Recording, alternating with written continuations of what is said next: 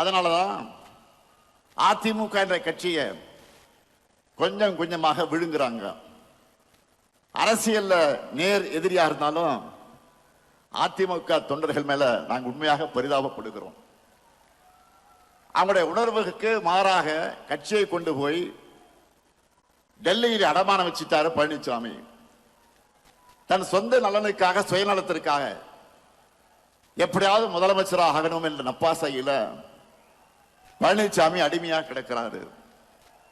அவரை வச்சு ஒட்டுமொத்த அதிமுகவை அழிக்கிற வேலையை பாஜக செஞ்சுக்கிட்டு இருக்கு. இப்ப கூட பீகார்ல என்ன நடக்குது நாடே பார்க்குத. பீகார் மாநிலத்தில் இதுவரை பாஜக முதலமைச்சர் இருந்ததே கிடையாது. நிதிஷ்குமார் அவர்களை முன்னிறுத்தி தேர்தலை ஜெயிச்சுட்டு இப்ப காரியம் ஆனதும் அவரை ஓரங்கட்டிட்டு பாஜக முதலமைச்சரை உள்ள கொண்டு வர போறாங்க. இதையே தான் தமிழ்நாட்டிலும் பண்ணலாம்னு ட்ரை பண்றாங்க.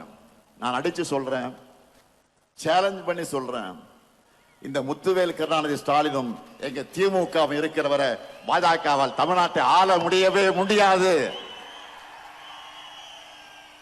நீங்க அந்தர்பல்ட்டி அடிச்சாலும் என்ன முகமடி போட்டு கொண்டு வந்தாலும் புதுசா யாரை கூட்டிக்கிட்டு வந்தாலும் எத்தனை ஏவல் அமைப்புகளை வச்சு மிரட்டி பார்த்தாலும் தமிழ்நாடு எப்பவுமே உங்களுக்கு அவுட் ஆஃப் கண்ட்ரோல் தான்.